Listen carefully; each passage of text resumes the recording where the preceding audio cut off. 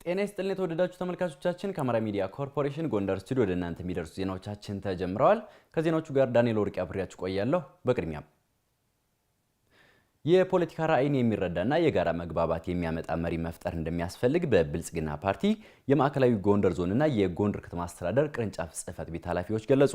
በመደመር መንግስት እይታ የዘርፎች እምርታ በሚል መሪ መልእክት ለመካከለኛና ጀማሪ መሪዎች የሚሰጠው ሶስተኛው ዙር ስልጠና በጎንደር ከተማ ተጀምሯል። ተስፋዬ ጋሹ በመደመር መንግስት እይታ የዘርፎች እምርታ በሚል መሪ መልእክት ለመካከለኛና ጀማሪ መሪዎች የሚሰጠው የሶስተኛው ዙር ስልጠና በጎንደር ከተማ ተጀምሯል። በስልጠናው የማዕከላዊ ጎንደር ዞንና የጎንደር ከተማ አስተዳደር አመራሮች ይሳተፋሉ። በማስጀመሪያ መርሃ ግብር ላይ የተገኙት በብልጽግና ፓርቲ የጎንደር ከተማ አስተዳደር ቅርንጫፍ ጽሕፈት ቤት ኃላፊ ተስፋ መኮንን ስልጠናው መካከለኛና ጀማሪ መሪዎችን ያካተተ መሆኑን ገልጸው መሪዎቹ በእውቀት በክህሎትና በአመለካከት የጎለበቱ የህዝብን ችግር የሚፈቱ እንዲሆኑ ማድረግ ይገባል ብለዋል። መካከለኛ አመራርና ለጀማሪ አመራር የማዕከላዊ ጎንደር ዞንና የጎንደር ከተማ በአጠቃላይ በሁለቱም ተደምሮ 900 ለሚሆኑ ሰልጣኞች ለ9 ቀን ቆይታ ስልጠና ይሰጣል።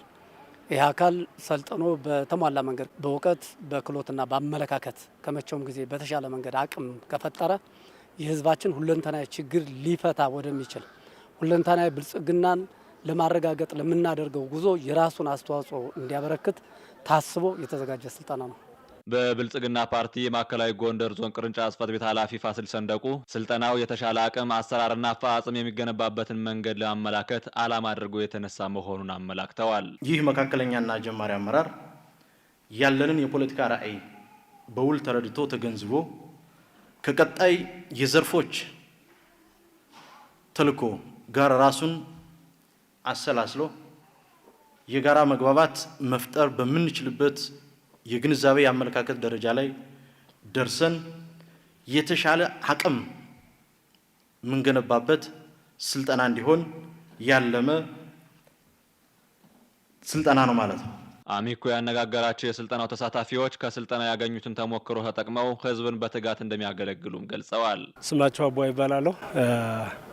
ከጣቁሳ ወረዳ ከድኩላር ከተማ መሪ ማዘጋጃ ቤት ምክትል ስራ አስኪያጅ ነኝ። እንግዲህ ከስልጠናው ብዙ ነገር እንጠብቃለን። ጥሩ ጽንሰ ሀሳብ ይዘን ለመውጣት እጅግ በጣም በተነሳሽነት በዚህ ልክ ከዚህ ቦታ ተገንጠናል። አስናቆ በላይ ይባላለሁ ከጠገዴ ወረዳ ስራና ክህሎት ጽሕፈት ቤት። እንግዲህ ስልጠናውን በተጨባጭ በተአቀደው እቅድ መሰረት ስልጠናችን ተግብረን በደንብ ተከታተለን ስልጠናውን በበቂ ሁኔታ ይዘን በተሰጠኝ ኃላፊነት ኢንተርፕራይዞችና ነባር ኢንተርፕራይዝና አዲስ ኢንተርፕራይዝ እንባላለን። ከዛም ስራ ፈላጊዎች አሉ። እነሱን አሰልጥኖ በደንብ ከተፈለገለት ዓላማና ግብ ማድረስ ነው። የሶስተኛው ዙር ስልጠና ላይ 900 መሪዎች የሚሳተፉበት ሲሆን እስከ ታህሳስ 2 2018 ዓ.ም ድረስ እንደሚቆይ በስልጠና ማስጀመሪያ መርሃ ግብሩ ላይ ተመላክቷል። ለስራ ኃላፊዎች በተከታታይ የተሰጡ ስልጠናዎች ህብረ ብሔራዊ አንድነትን በማምጣት ለጋራ ብልጽግና አስተዋጽኦ እያበረከቱ መሆኑን የሰሜን ጎንደር ዞን አስተዳደር ገለጸ። በዞን ለወረዳና ለከተማ አስተዳደሩ መካከለኛ የስራ ኃላፊዎች ስልጠና እየተሰጠ ነው። ከስልጠናው የሚያገኛቸውን ግብአቶች በውጤታማነት እንደሚጠቀሙባቸው መካከለኛ የስራ ኃላፊዎች ተናግረዋል። ደረጀ ደርበው ዝርዝሩ ይነግረናል። ሀገራዊ የብልጽግና ጉዞን ለማስቀጠል በጋራ መምከርና በአንድነት መቆም እንደሚገባ የሰሜን ጎንደር ዞን አስተዳደር ገልጸዋል። የዞኑ አስተዳደር በመደመር መንግስት እይታ የዘርፎች እምርታ በሚል መሪ ሀሳብ የወረዳና ከተማ አስተዳደር መካከለኛ የስራ ኃላፊዎችን ስልጠና አስጀምሯል። ከዚህ በፊት በተሰጡ ተከታታይ ስልጠናዎች ህብረ ብሔራዊ አንድነትን የሚያጠናክሩ የጋራ ጉዳዮችን ማጎልበት መቻሉን የዞኑ ዋና አስተዳዳሪ ዲያቆን ሸጋ ውቤ ተናግረዋል። ይህ የሀገራዊ አንድነት እሳቤና አመለካከት ሁላችንም አንድ ሆነን ለአንዲት ሀገር ገጽታ ግንባታ ለአንዲት ሀገር ለኢትዮጵያ ብልጽግና ሁላችንም ያለንን አቅም ደምረን እንድንንቀሳቀስ ምቹ እድል ፈጥሯል። ይሄ የፈጠረው እድል ደግሞ በሁሉም ዘርፎች የማይናቅ የሚያስደምሙ የኢትዮጵያን ገጽታ የቀየሩ ድሎች ተመዝግበዋል። ስልጠናው ከንድፈ ሀሳብ ትምህርት ባለፈ በተግባር የታገዘና ለውጤት መነሳሳትን የሚፈጥር ነው ያሉት በብልጽግና ፓርቲ የሰሜን ጎንደር ዞን ቅርንጫፍ ጽሕፈት ቤት ኃላፊ አደራጀው ባዘዘው ናቸው። በሁሉም ዘርፎች ላይ በመናገኘው ስልጠና ወይም የስልጠና ጭብጥ ፕራክቲካል ደግሞ ያለን አፈጻጸም ምንድነው የሚመስል የሚለውን ነገር ጉብኝት ወይንም ፕራክቲካል የምናይበት ሁኔታ ስላለ ይሄ ጥሩ እድል የሚፈጥርና ከባለፉት ስልጠናዎቻችንም ለየት ያለ ነው ብዬ ወስድበት ሁኔታ ነው። የስልጠናው ተሳታፊዎች በበኩላቸው ከስልጠናው የሚያገኟቸውን ግብአቶች በውጤታማነት እንደሚጠቀሙባቸው ተናግረዋል። ለአቀድናቸው የልማት ስራዎቻችንና ቀጣይ ለብልጽግና ጉዟችንና ከፍታችን ፈጣን ለውጥ ማምጣት የምንችልበት ትልቅ አቅም ይሆነናል የሚል ነገር ነው ያለኝ። ከስልጠናው የምንጠብቀው ይሄን ነው። የራስን አቅም በመጠቀም በዘላቂነት ሰላም በማረጋገጥ ከሌሎች ክልሎች ጋር እኩል መልማት እንዳለብን የጋራ አቋም ይዘን የጋራ አስተሳሰብ ይዘን እንወጣለን የሚል ተስፋ ነው ያለኝ ከዚህ ስልጠና። ዘላቂ ሰላምና ልማትን ማረጋገጥ በሚቻልባቸው ጉዳዮች ዙሪያ በትኩረት እንደሚሰሩም ተሳታፊዎቹ አብራርተዋል። በበጋ መስኖ ስንዴ ልማት ተጠቃሚ መሆናቸውን በሰሜን ጎንደር ዞን በደባርቅ ከተማ በግብርና ስራ የተሰማሩ አልሚዎች ተናገሩ። በ1600 ሄክታር መሬት ላይ የበጋ መስኖ ስንዴን በማልማት 52000 ኩንታል ምርት ለማግኘት እየሰራ እንደሚገኝ የሰሜን ጎንደር ዞን ግብርና መምሪያ አስታውቋል። ያይፈንቴ ዝርዝሩ ይነግረናል። ወጣት ሰላምላክ ድረስና ማስረሻ መኮንን በሰሜን ጎንደር ዞን ደባርቅ ከተማ በማህበርና በግል በመስኖ ልማት ስራ ላይ ተሰማርተው ነው ያገኘናቸው። በመኸር ሰብል ልማት የባቄላ ማሳቸውን እየተንከባከቡም ይገኛሉ። በ2017 ዓ.ም በበጋ መስኖ ስንዴ ምርት ውጤታማ መሆናቸውን አስታውሰው በዘንድሮ የበጋ መስኖ ስንዴ ልማት ውጤታማ ለመሆን እንደሚተጉም አንስተዋል። አምናም ተጠቅመንበታል። የስንዴ ሰብል ተጠቅመናል። በኩንታል ደረጃ ከ80 በላይ የተገኘ ሲሆን አሁን ደግሞ በሰኔ በግማል የተዘራ ነው። ይሄ ባቄላው ደህና ምርት እንደሚሰጥ እርግጠኛ ነኝ። ተስፋ አለኝ። አሁን እንደተነሳው ይህ ሰብል እንደተነሳው ወዲያውኑ እርጥበቱ እንዳለ ታርሶ እርጥበቱ ካለ ዝም ብሎ ይዘራል። በዚህ ልክ ነው ቅድመ ዝግጅታችን። በበጋ ስንዴ ጥሩ ነው። 3 ዓመታችን ነው የሞከርነው። አሪፍ ነው ስንዴ። በሚመጣው ደግሞ ስንዴ ነው መዝራት የምፈልገው። ዝግጁነት ያውን በኮምባስ በምናምን ማዘጋጅተን ያው ስንዴ ለመዝራት ነው የምናስበው።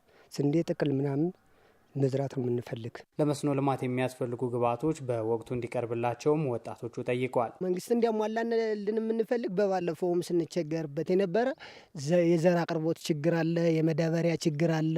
እነዚህን ሁኔታዎች ደግሞ መንግስት እንዲያሟላልን። መንግስት ምርጥ ዘር ቢሰጠን ለውጥ ነው የምናመጣ። ማዳበሪያ ደግሞ ብንሰጥ አሪፍ ነው የሚሆነው። በባለፈው ዓመት በበጋ መስኖ ስንዴ ልማት 850 ኩንታል ምርት መገኘቱን ያነሱት የደባርቅ ከተማ አስተዳደር ግብርና ጽሕፈት ቤት ኃላፊ በእውቀት አንየው በ2018 ዓ.ም በበጋ መስኖ ስንዴ ልማት 170 ሄክታር ለማልማት እየተሰራ መሆኑን ጠቁሟል። 170 ሄክታር መሬት ለማልማት እቅድ ይዘን ከወዲሁ ንቅናቄ እያደረግን ያለንበት ሁኔታ ነው ያለ። ከግብዓት አኳያ በዚህ ዓመት በጣም የተሻለ ነው የምንለው ያው የከተማ አስተዳደሩ በተሻለ መንገድ በጀት በጅቶልናል። 800 ሺህ ብር አካባቢ በጀት በጅቶ በዚህ ዓመት የዘር ችግራችን ተፈቶ አርሶ አደሮችን በተገቢው መንገድ ለማገዝ ቅድመ ዝግጅት ስራ የሰራንበት ሁኔታ ነው ያለ። በሰሜን ጎንደር ዞን በተያዘው የምርት ዘመን 1600 ሄክታር መሬት በበጋ መስኖ ስንዴ ለማልማትና 52000 ኩንታል ምርት ለማግኘት መታቀዱን የሰሜን ጎንደር ዞን ግብርና መምሪያ የመስኖ ባለሙያ ሹፈራው ግስሜ ገልጸዋል። ለመስኖ የሚያስፈልጉ ግብዓቶችን ለማቅረብ እየተሰራ ነውም ብለዋል። ካምናው ከምርጥ ዘር ከነበረው ማዳበሪያ አቅርቦት ጋር ስጋት እንትን እያሉ ተነሳሽነታቸውን በማሳየት አንድም ግብዓት ባያጥርብን ብታቀርቡልን የሚል ጥያቄ ያቀርባሉና ሁሉም ወረዳዎች 7 ወረዳዎች በጀት ለዘር አቅርቦት የሚሆን በጀት ተበጅቷል። ከአማራ ምርጥ ዘር ኢንተርፕራይዝና ከአማራ ግብርና ስራዎች ኮርፖሬሽን በደባርቅ ዩኒየን አማካኝነት ለማቅረብ ዝግጁ ነው። ማዳበሪያ ዳፕ ችግር የለብንም፣ በስቶር ላይ አለ እንደ ዞን። የዩሪያ ነጩ ማዳበሪያ ግን እሱ እጥረት አለብን። እሱንም አሁን ከክልል ጋር ከሚመለከታቸው ሀገር አካላት ጋር እየተወያየን እንደሚቀርብ እቅዱ አለን ማለት ነው። በመስኖ ልማት የተሰማሩ አርሶ አደሮችን ውጤታማነት ለማሳደግ በትኩረት እንደሚሰራም ጠቁመዋል። መረጃን መሰረት በማድረግ ሀብት ከመመዝበሩ በፊት የመከላከል ስራ እያከናወነ መሆኑን የአማራ ክልል ስነ ምግባርና ጸረ ሙስና ኮሚሽን የጎንደር ቅርንጫፍ ጽሕፈት ቤት አስታወቀ። ለብልሹ አሰራር ተጋላጭ የሆኑ ተቋማትንና አሰራሮችን ለማረም ሞሰብ የአንድ ማዕከል አገልግሎትን ተግባራዊ ለማድረግ እየተሰራ መሆኑን በብልጽግና ፓርቲ የጎንደር ከተማ ቅርንጫፍ ጽሕፈት ቤት ገልጿል። ማርታ አዱኛ ተጨማሪ አላት። ትውልድን በስነ ምግባር ተቋምን በአሰራር በሚል መሪ ቃል በዓለም ለ22ኛ ጊዜ በሀገራችን ለ21ኛ ጊዜ የሚከበረው የጸረ ሙስና ቀን በጎንደር ከተማ በፓናል ውይይት ታስቦ ውሏል። በሀገራችን እየተስፋፋ የመጣው ብልሹ አሰራር ለማረም የስነ ምግባርና ጸረ ሙስና ኮሚሽን ዘርፈ ብዙ ተግባራት እያከናወነ ይገኛል። የአማራ ክልል ስነ ምግባርና ጸረ ሙስና ኮሚሽን የጎንደር ቅርንጫፍ ጽሕፈት ቤት ኃላፊ አስማማው ደሳለኝ ሙስናን ለመከላከል የስነ ምግባርና የሞራል እሴት ግንባታ ላይ ትኩረት ተደርጎ እየተሰራ መሆኑን ገልጸዋል። ተጋላጭ የሆኑ ተቋማትን እየለየን ለተቋም ሰራተኞች ለአመራሮች በየጊዜው ስልጠናዎች እንሰጣለን። ግንዛቤ ማስጨበጥ ስራ እንሰራለን። ከህብረተሰቡ ከሚመጡ ቅሬታዎች አንስተን ተቋማትን የአሰራር ስርዓት እናጠናለን። የአሰራር ስርዓት እናጠናና በተቋም ውስጥ ያሉ የአገልግሎት አሰጣጥ፣ የንብረት አጠቃቀም፣ በዛ ውስጥ ያሉ የሙስናና ብልሹ አሰራር ጉዳዮችን ጥናትና አጥንተን ባገኘነው ጥናት መሰረት ተቋማት ላይ ፕሬዘንት እናደርጋለን። ተቋሙ ሙስናን በመከላከል ሂደቱ የሙስና ወንጀል ከመድረሱ በፊት በተደረገ ክትትል 38 ሚሊዮን ጥሬ ብር ከስርቆት ማዳን መቻሉን ኃላፊው ተናግረዋል። እያንዳንዱ አመራር፣ እያንዳንዱ ሙያተኛ ለህብረተሰቡ ላይ ያለውን ሀብት በግልጽ ማሳወቅ አለበት። እስካሁን ወደ 28 ሺህ በላይ መዝግበናል። ህብረተሰቡ የሚሰጠን መረጃ መሰረት አድርገን ሀብት ከመመዝበሩ በፊት የመከላከል ስራ እየሰራን ያለ ነው። ከዛ አንጻር ወደ 38 ሚሊዮን ጥሬ ብር ብቻ ማስቀረት ይችለናል። ወደ 15.5 ሚሊዮን ሊመዘበር የነበረ የተለያየ ቁሳቁስ ንብረት፣ ቋሚ ንብረቶችን ማስመለስ ይችለናል። የጎንደር ከተማ ብልጽግና ፓርቲ ቅርንጫፍ ጽህፈት ቤት ኃላፊ ተስፋ መኮንን ብልሹ አሰራርን ለማስቆም አመራሩ ሞዴል እንዲሆን የሚያስችሉ ስልጠናዎችን መስጠት መቻሉን አስታውቀዋል። ለሙስና በር የሚከፍቱ ነገሮችን የማረም የማስተካከል የማጥበብ ስራ መስራት መቻል አለብን ብለናል። ከዚህ ውስጥ አንዱ ዲጂታላይዜሽን የመከተል ነው። የአንድ ማዕከል አገልግሎት በርከት ያሉና ተመሳሳይ አገልግሎት የሚሰጡትን ተቋማት በአንድ ማዕከል አድርገን አገልግሎት እንዲሰጡ ለማድረግ በቅርቡ የሚጠናቀቅ የሞሰብ አገልግሎት እንትን እያደረግን ያለ ነው። አንዱ ተቋም ጀምሮ አንዱ ተቋም እንዲያልቅ የማድረግ ምክንያትን የመዝጋትና የማሳጣት ስራ እንሰራለን ብለን እየሰራን ያለው። የማዕከላዊ ጎንደር ዞን ፍትህ መምሪያ ተወካይ ኃላፊ ዳዊት ተበጀ በበኩላቸው ለብልሹ አሰራር ተጋላጭ የሆኑ ተቋማትን በመለየት የቅድመ መከላከል ስራ ላይ ትኩረት ተደርጎ እየተሰራ መሆኑን አንስተዋል። ለአሰራርና ለሙስና ተጋላጭ የሆኑ ሴክተሮች ብለን በመለየት የሌጋል ኦዲቲንግ ስራዎችን በስፋት እያከናወን ያለንበት ሁኔታ አለ።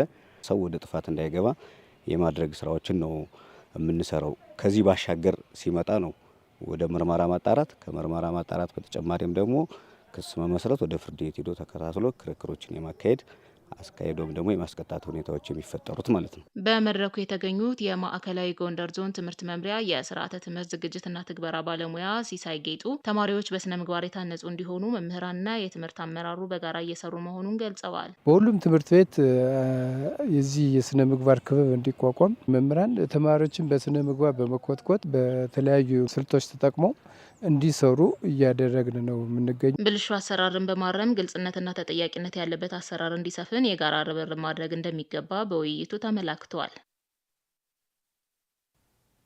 የተወደዳችሁ ተመልካቾቻችን ከአማራ ሚዲያ ኮርፖሬሽን ጎንደር ስቱዲዮ ወደ እናንተ ሲደርሱ የነበሩ ዜናዎቻችን በተከታተላችሁት መንገድ ተጠናቋል።